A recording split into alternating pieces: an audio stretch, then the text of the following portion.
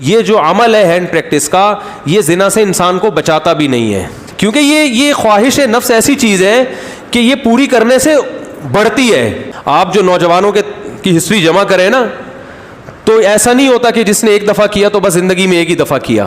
جب یہ لت زیادہ پڑتی ہے تو پھر یہ بیماری شادی کے بعد بھی نہیں چھوٹتی۔ ایک آدمی کی 2 بیویاں، اسے نکاح سے پہلے اس کی عادت پڑ گئی، یہی سوچ کے کہ یار ابھی اپنے آپ کو ٹھنڈا کر لیتا ہوں، تسکین کر لیتا ہوں، برائی سے بچ جاؤں گا، یہ ہو جائے گا وہ ہو جائے گا۔ شیطان نے الٹے سیدھے اس کو جو ہے نا دلائل دیے، اور کہتا ہے مجھے یہ برائی جب ہو گیا تو چسکا لگ گیا۔ پھر کہہ رہے پھر جب میں نے نکاح کیا ہے نا، ایک شادی کی ہے تو میری یہ عادت نہیں چھوٹی، دوسری 2 بیویاں اس کی، کہہ رہے پھر بھی نہیں چھوٹی۔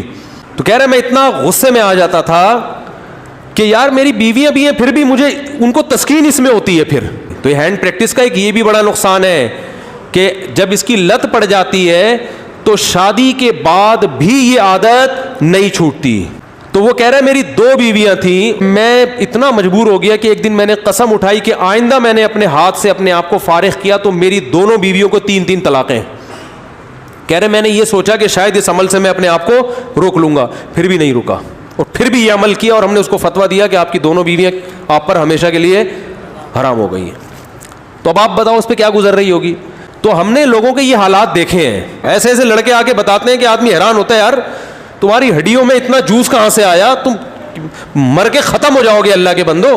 جب بھی یہ گناہ ہو جائے 2 رکعت پڑھ کے توبہ کرنی ہے، اللہ سے معافی مانگنا ہے، اور اپنے آپ کو کوئی سزا دینی ہے صدقہ کے ذریعے یا روزے کے۔ سب سے بہتر سزا روزہ ہے، صدقے سے اتنا فائدہ نہیں ہوتا، روزے سے اس میں زیادہ فائدہ ہوتا ہے۔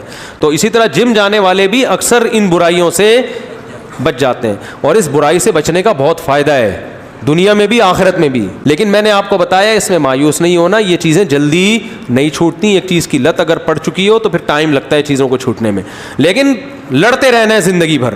تو یہ جو حرکت ہے نا ہینڈ پریکٹس، اس سے بھی انسان مینٹلی کیا ہو جاتا ہے، بہت ڈسٹرب ہوتا ہے، جس سے جو نیچرل ایک پروسیس قدرت نے رکھا ہے، خدا نے رکھا ہے، وہ بہت برے طریقے سے متاثر ہوتا ہے اس عمل سے۔ تو اس لیے اپنے آپ کو ان تمام ایکٹیویٹیز سے بچا کے رکھنا چاہیے۔ تو اللہ تعالیٰ سب کی حفاظت فرمائے۔